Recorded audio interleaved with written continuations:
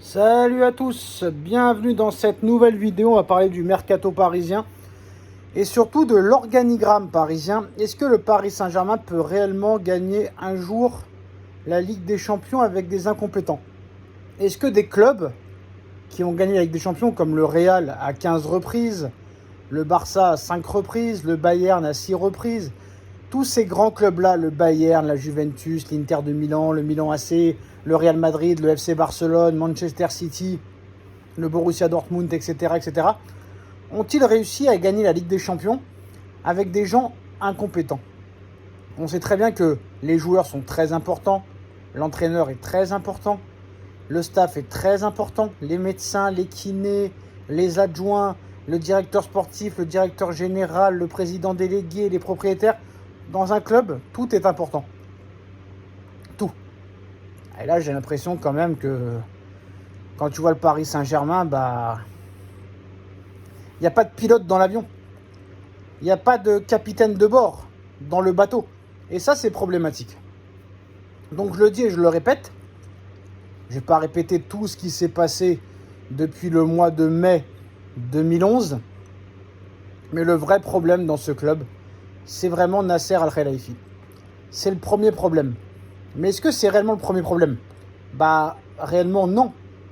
Parce que certes, oui, lui, c'est un problème. Mais le premier fautif dans l'histoire est celui qui l'a mis en place. Ça me rappelle un petit peu à l'époque de Domenech. Domenech, entre 2006 et 2010, la France entière le détestait. Tout le monde le haïssait. Mais à l'arrivée, c'était qui les fautifs? C'est pas Domenech. C'est la Fédération française de football qui le mettait en place. C'est eux les premiers fautifs. Donc le premier fautif, c'est qui? C'est le prince Al Thani. Parce que Nasser Al-Khelaifi, c'est sa femme.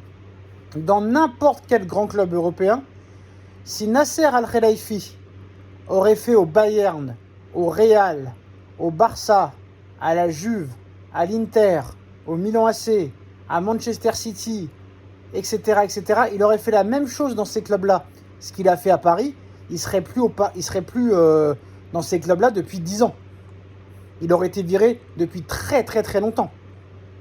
Entre les transferts que tu as surpayés et que tu as revendu zéro, ou les transferts que tu as surpayés, que tu as revendu même pas la moitié de ce qu'ils valaient, entre toutes les stars que tu as laissé partir pour rien, entre tous les grands joueurs que tu as laissé partir pour rien, ce que tu as fait aux supporters, ce que tu as fait à certains joueurs, ce que tu es en train de faire avec Xavi Simons, ce que tu es en train de faire avec Manuel Ugarte,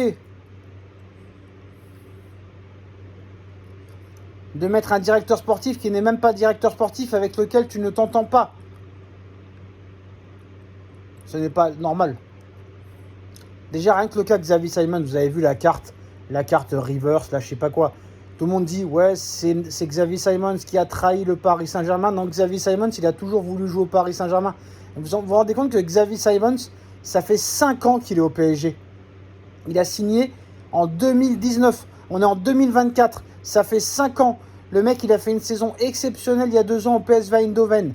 L'année dernière, il a fait une saison exceptionnelle au Red Bull Leipzig. Il a fait un Euro remarquable où il a été buteur, où il a été passeur. Et on continue à lui dire, non monsieur, on ne veut pas de toi. Et en plus de ça, on ne peut pas te vendre cet été, parce que si on te vend cet été, c'est le club auquel tu as été prêté il y a 2 ans qui va toucher l'argent. Mais dans quel club tu vois ça? Dans quel club t'achètes un milieu de terrain il y a 1 an, 60 millions d'euros, il te fait 3 premiers mois exceptionnels, et parce qu'il rate 2 matchs, le mec il est porté disparu. Et là tu veux le revendre 70 pour un mec qui est moins fort que lui et qui coûte 10 fois plus cher, qui n'a strictement rien prouvé au haut niveau. T'achètes des Randal Kolo Muani 90 millions d'euros et tu veux les revendre moitié prix 1 an plus tard. T'achètes Gonzalo Ramos 90, tu le fais pas jouer titulaire. Ça va s'arrêter où ça? Moi ça m'étonne quand même de Luis Enrique, de ce qui s'est passé avec Ugarte et Bachois. Bref, Enrique aussi a sa part de responsabilité. Moi je vous dis la vérité, hein, l'année prochaine je n'y crois pas. Hein, à la grosse saison du Paris Saint-Germain, je n'y crois pas du tout.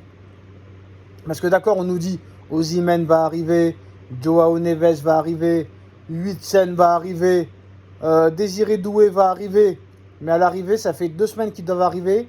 Il n'y a toujours personne qui a signé. Nous sommes le 20 juillet, les gars. Le 20 juillet. Le mercato a commencé déjà il y a 50 jours. Vous vous rendez compte? 50 jours.